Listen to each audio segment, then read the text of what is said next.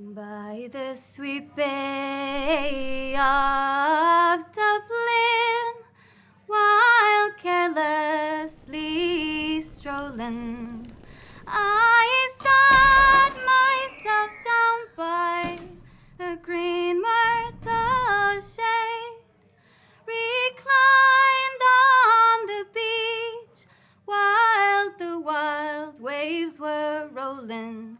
In sorrow condoling, I heard a fair maid.